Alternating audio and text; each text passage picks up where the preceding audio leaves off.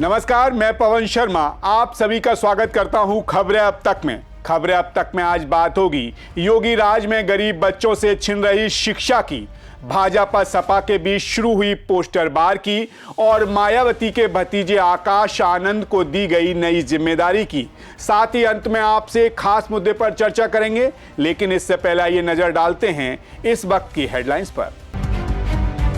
पाकिस्तान में आसिम मुनीर का हुआ प्रमोशन, पाक का दूसरा फील्ड मार्शल बनाया गया।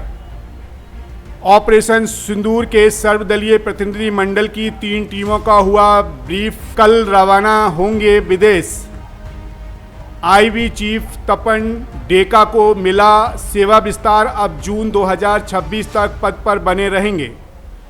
बिहार कांग्रेस ने पीएम मोदी और नवाज शरीफ के फोटो से साधा निशाना लिखा, एक बिरयानी देश पर भारी। सोना तस्करी मामले में एक्ट्रेस रान्या राघव को बड़ी राहत, कोर्ट से मिली जमानत। असम के गुवाहाटी में भारी बारिश के बाद जलभराव, सामान्य जनजीवन हुआ प्रभावित। पाकिस्तान के आईएसआई नेटवर्क का पंजाब पुलिस ने किया पर्दाफाश, 6 गिरफ्तार। महाराष्ट्र सरकार में फिर बने एनसीपी के नेता छगन भुजबल, ली मंत्री पद की शपथ। सोने चांदी की कीमतों में भारी गिरावट, 490 रुपये प्रति 10 ग्राम सस्ता हुआ गोल्ड। शुरुआती बढ़त गवाकर फिसला बाजार, सेंसेक्स 873 अंक गिरकर हुआ बंद, निफ्टी 24,700 के नीचे। तो चलिए शुरू करते हैं खबरों का सिलसिला और बात करते हैं अपनी पहली खास खबर के बारे में। आखिर क्यों नहीं मिल रहा 10,000 गरीब बच्चों को दाखिला? क्या गरीब बच्चों को शिक्षा पाने का अधिकार नहीं? योगी सरकार में निजी स्कूलों की मनमानी, गरीब बच्चों को नहीं दे पा रहे दाखिला। जी हां, ये सब हम नहीं कह रहे, बल्कि योगी राज में शिक्षा का हाल बयां कर रहे हैं। जाहिर है हर गरीब बच्चे को अच्छी शिक्षा मिल सके और वह बेहतर इंसान बन सके, इसके लिए सरकार ने निजी स्कूलों में भी शिक्षा के अधिकार का नियम लागू किया है। लेकिन उत्तर प्रदेश में शिक्षा के अधिकार की निजी स्कूल खुलेआम धज्जियां उड़ा रहे हैं और सरकार को मुंह चिढ़ाने का काम कर रहे हैं। आपको बता दें, उत्तर प्रदेश में शिक्षा अधिनियम का पालन नहीं किया जा रहा है, जिससे बच्चों को बेहतर शिक्षा से वंचित होना पड़ रहा है, खासकर गरीब बच्चों को। कहते हैं शिक्षा बच्चों का अधिकार होता है और वही अधिकार उनसे छीना जा रहा है। आपको बताते चलें, उत्तर प्रदेश की राजधानी लखनऊ के निजी स्कूल आरटीई यानी कि शिक्षा के अधिकार अधिनियम के तहत बच्चों को प्रवेश देने में फिसड्डी साबित हो रहे हैं। जिला अधिकारी के आदेश के बावजूद अधिकार विद्यालयों ने अभी तक दाखिला नहीं किए। ऐसे में अभिभावक बीएसए कार्यालय और विद्यालयों के बीच दौड़ लगाने पर मजबूर हैं। आरटीई के तहत गरीब बच्चों को प्राइवेट विद्यालयों में मिलने वाले 25% सीटों पर निःशुल्क प्रवेश देने के आदेश को स्कूलों ने नहीं माना है।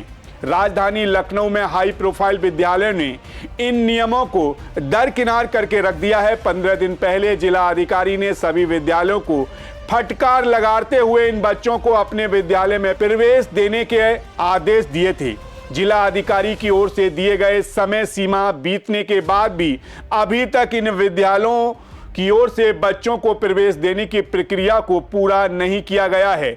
जी हां, ऐसे में अब बच्चों को निजी स्कूल में दाखिला दिलाने में हो रही लापरवाही अब संबंधित स्कूलों पर भारी पड़ सकती है। जिला प्रशासन ने इस मामले में सख्ती बरतनी शुरू कर दी है।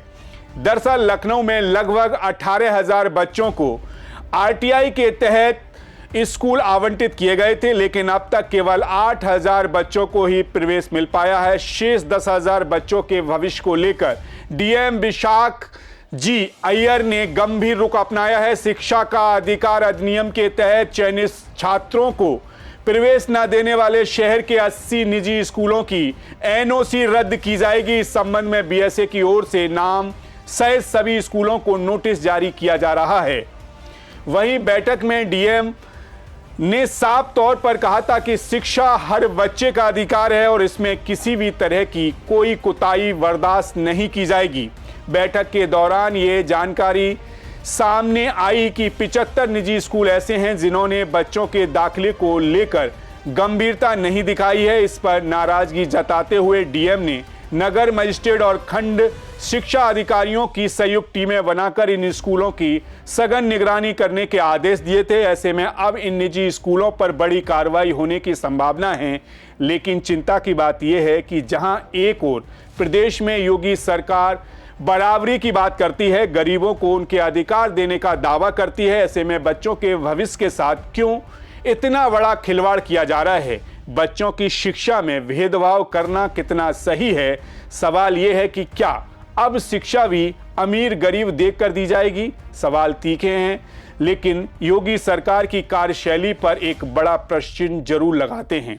खैर, इसी के साथ खबरें अब तक में रुख करेंगे अगली रिपोर्ट की तरफ। उत्तर प्रदेश की सियासत में आए दिन कुछ ना कुछ होता रहता है। कभी राजनीतिक उथल पुथल होती है तो कभी बयानबाजी के चलते बवाल मचा रहता है। इसी कड़ी में इन दिनों सूबे की सियासत डीएनए पर आकर टिक गई है। हालांकि पहले तो ये लड़ाई सोशल मीडिया पर थी, लेकिन अब ये धरातल पर भी आ चुकी है। यानी कि ट्यूट खेलने के बाद अब पोस्टर वार शुरू हो गया है। जी हां, राजधानी लखनऊ में एक पोस्टर लगा है जिस पर लिखा हुआ है, अखिलेश यादव माफी मांगो। 1090 और हजरतगंज जैसे प्रमुख चौराहे पर अखिलेश यादव के खिलाफ पोस्टर लगाए गए हैं। दरअसल समाजवादी पार्टी के एक्स हैंडल पर कथित तौर पर उत्तर प्रदेश के डिप्टी सीएम ब्रजेश पाठक के खिलाफ अपमानजनक टिप्पणी की गई थी, जिसके बाद से बवाल मचा हुआ है। पहले डिप्टी सीएम ब्रजेश पाठक ने ट्वीट किया, फिर अखिलेश यादव ने ट्वीट किया और इस तरह से ट्वीट पर ट्वीट चलता रहा। इसी बीच समाजवादी पार्टी के सोशल मीडिया सेल के खिलाफ कई एफआईआर भी दर्ज कराई गई हैं। लखनऊ में जो पोस्टर लगे हैं उन पर लिखा है, अखिलेश यादव माफी मांगे, अवैध टिप्पणी बंद करो, शर्म करो, शर्म करो। आपको बता दें, सोशल मीडिया पर उत्तर प्रदेश के डिप्टी सीएम ब्रजेश पाठक और समाजवादी पार्टी के मुखिया अखिलेश यादव के बीच जुबानी जंग जारी है। विवाद की शुरुआत समाजवादी पार्टी के मीडिया सेल द्वारा ब्रजेश पाठक पर डीएनए वाले आपत्तिजनक कमेंट के बाद हुई। इसको लेकर ब्रजेश पाठक ने आपत्ति जताई और अखिलेश पर निशाना साधा। जवाब में समाजवादी पार्टी के मुखिया ने लंबा चौड़ा पोस्ट कर इस मुद्दे पर सफाई दी। साथ ही डिप्टी सीएम को भी मर्यादा में रहने की हिदायत दी। ऐसे में लगा कि इस पोस्ट के बाद विवाद समाप्त हो जाएगा और दोनों नेता शांत हो जाएंगे। लेकिन अखिलेश यादव के पोस्ट के बाद ब्रजेश पाठक ने फिर से एक के बाद दो पोस्ट की और सपाइयों को शिशुपाल की संज्ञा दे डाली। डिप्टी सीएम यही नहीं रुके, उन्होंने इसके बाद सोमवार यानी कि बीते दिन 19 मई को एक और पोस्ट किया और समाजवादी पार्टी की मानसिकता पर सवाल करते हुए तीखा हमला बोला। उन्होंने कहा कि अखिलेश जी, आप इस बात को समझाइए कि डीएनए में खराबी से हमारा मतलब किसी व्यक्ति विशेष से नहीं बल्कि आपकी पार्टी की राजनीतिक सोच से है। जिसके बाद अखिलेश ने इशारों में जवाब देते हुए पोस्ट किया। वहीं इस लड़ाई में सीएम योगी की भी एंट्री हो गई। योगी ने अखिलेश यादव को इशारों में नसीहत भी दे डाली। उन्होंने सोशल मीडिया की भाषा मर्यादित, संयमित और गरिमापूर्ण करने की बात कही। देखा जाए तो ये विवाद उत्तर प्रदेश में 2027 के विधानसभा चुनाव से पहले सियासी माहौल को और गर्म कर रहा है। समाजवादी पार्टी और भारतीय जनता पार्टी के बीच पहले से ही तनाव चरम पर है और इस डीएनए विवाद ने इस टकराव को नई धार दे दी है। बीजेपी जहां सपा को नैतिकता और मर्यादा के मुद्दे पर घेरने की कोशिश कर रही है, वहीं सपा पीडीए समुदाय को एकजुट कर सामाजिक न्याय का नारा बुलंद कर रहा है। अखिलेश का ये पत्र न केवल ब्रजेश पाठक को जवाब है बल्कि भारतीय जनता पार्टी के उन रणनीति को भी चुनौती देता है जो विपक्ष को लगातार नकारात्मक राजनीति के लिए जिम्मेदार ठहराता आया है। आने वाले दिनों में इस विवाद का असर उत्तर प्रदेश की राजनीति पर कैसे पड़ता है, ये देखना काफी दिलचस्प होगा। खैर, इसी के साथ खबरें अब तक में बढ़ेंगी अगली खबर की तरफ। बसपा प्रमुख मायावती ने उत्तर प्रदेश की सियासत में बड़ा उलटफेर किया है। जी हां, मायावती ने एक बार फिर भतीजे आकाश आनंद को बड़ी जिम्मेदारी सौंपते हुए उन्हें पार्टी का नेशनल कोऑर्डिनेटर बना दिया है, जिसके बाद पार्टी के युवा कार्यकर्ताओं और तमाम पदाधिकारियों में काफ़ी उत्साह देखने को मिल रहा है। बसपा सुप्रीम ने उन्हें देश भर में युवाओं को पार्टी के साथ जोड़ने की जिम्मेदारी दी है। आकाश आनंद युवाओं के बीच काफ़ी पॉपुलर भी रहे हैं। यही नहीं, बिहार विधानसभा चुनाव में भी इसका असर देखने को मिल सकता है। आपको बता दें, रविवार को दिल्ली में हुई बसपा की बैठक में आकाश आनंद को चीफ नेशनल कोऑर्डिनेटर बनाने का ऐलान किया गया। मायावती ने बसपा में आकाश आनंद को नंबर 2 की कुर्सी सौंपकर पहले से ज्यादा ताकतवर बना दिया है, लेकिन इसके सियासी तेवर पहले ही की तरह आक्रामक नहीं रहने वाले हैं। इस तरह ताकत भले ही पहले से ज्यादा मिल गई हो, लेकिन सियासी तेवर ढीले ही रहेंगे। जाहिर है, मायावती ने आकाश आनंद को उनके ससुर अशोक सिद्धांत के चलते 2 महीने पहले बसपा के राष्ट्रीय कोऑर्डिनेटर पद से बर्खास्त कर दिया था और उन्हें बाहर का रास्ता दिखा दिया था। साथ ही उन्हें अपने सियासी उत्तराधिकारी पद से भी हटा दिया था।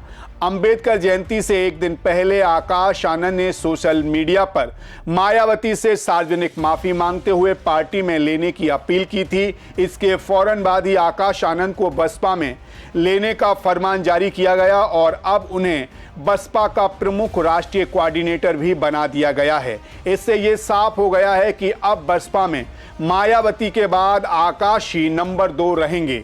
आपको बता दें, आकाश बसपा में पहले राष्ट्रीय कोऑर्डिनेटर हुआ करते थे, लेकिन अब चीफ नेशनल कोऑर्डिनेटर उन्हें बना दिया गया है। हालांकि आकाश आनंद को मुख्य राष्ट्रीय कोऑर्डिनेटर बनाकर भले ही पहले से ज़्यादा सियासी ताकत मायावती ने उन्हें सौंप दी हो, लेकिन आकाश आनंद के सियासी तेवर पहले जैसे नहीं रहने वाले हैं। आकाश आनंद की तीसरी बार घर वापसी हुई है और उन्हें तीसरी बार ही अहम रोल भी दिया गया है। इस तरह से आकाश आनंद के साथ साथ बसपा का भी सियासी भविष्य टिका हुआ है। उत्तर प्रदेश में होने वाले 2027 के विधानसभा चुनाव से पहले आकाश की सियासी परीक्षा बिहार के सियासी रण में होने वाली है। वहीं बिहार में विधानसभा चुनाव होने वाला है। इस स्थिति में माना जा रहा है कि आने वाले समय में आकाश आनंद बिहार में सक्रिय हो सकते हैं। ऐसे में उनका फोकस दलितों को बसपा से जोड़ने के साथ साथ पार्टी के प्रदर्शन को सुधारने का है। ऐसे में आकाश आनंद के लिए बिहार का चुनाव भी काफ़ी अहम माना जा रहा है, क्योंकि बिहार में बसपा बेहतर करने में कामयाब हो सकती है तो उत्तर प्रदेश में एक नई उम्मीद की किरण जगेगी। वरना 2027 में बसपा के लिए सियासी राह काफ़ी मुश्किल भरी हो सकती है। खैर, जाते जाते आपसे एक और खास मुद्दे पर बात करते हैं। अमेरिका और भारत की दोस्ती तो पूरी दुनिया वाकिफ है। पाकिस्तान और भारत की लड़ाई के बीच अमेरिका ने अहम रोल अदा किया था। डोनाल्ड ट्रंप और नरेंद्र मोदी के बीच पहले कार्यकाल में गर्मजोशी भरे संबंध दिखे थे। उन्हें हाउडी मोदी, नमस्ते ट्रंप जैसे आयोजन याद होंगे। उन्हें पता होगा कि इन दोनों नेताओं की दोस्ती कैसे परवान चढ़ी थी। लेकिन 2025 में ट्रंप के दूसरे कार्यकाल में भारत और मोदी के प्रति उनका रुख तल्ख होता जा रहा है। ये बदलाव कोई अचानक नहीं हुआ, बल्कि इसके पीछे देश और दुनिया से संबंधित कई कारण हैं। ऐसे में सवाल उठता है कि क्या पाकिस्तान का मोह ट्रंप को भारत से दूर कर रहा है? क्योंकि पाकिस्तान अमेरिका का बरसों से दुलारा रहा है, पर अब चीन और रूस की गोदी में जाकर बैठ गया है।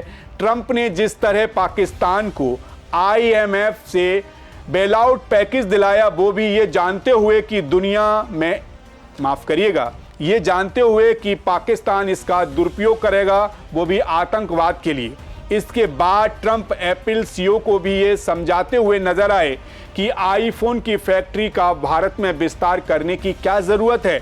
ऐसे में साफ दिख रहा है कि ट्रंप की आंखों में भारत चुभने लगा है। कहा जा रहा है कि अमेरिका के बार बार खुलकर कहने के बावजूद भारत चीन और रूस के सामने खुलकर अमेरिका के साथ नहीं आ रहा है। और अमेरिका और ट्रंप के भारत से चिढ़ने का सबसे बड़ा कारण ये है कि अमेरिका चाहता है कि एशिया में चीन और रूस से मुकाबले के लिए भारत उनके साथ खुलकर आए, लेकिन भारत इसके लिए तैयार नहीं है। वहीं ट्रंप ने पाकिस्तान के साथ संबंधों को मजबूत करने के संकेत दिए हैं। ट्रंप खुद को दुनिया का चौधरी समझते हैं, तभी उसने भारत पाकिस्तान के बीच में घुसकर बाही बटोरने की कोशिश की। खैर, आपकी इस मुद्दे पर क्या राय है, हमें कमेंट करके ज़रूर बताइएगा। तब तक आप मुझे दीजिए इजाजत। कल आपसे फिर मुलाकात होगी इसी वक्त सी न्यूज़ भारत पर। तब तक आप बने रहिए सी न्यूज़ भारत के साथ। हर खबर आपके साथ, आपके हाथ।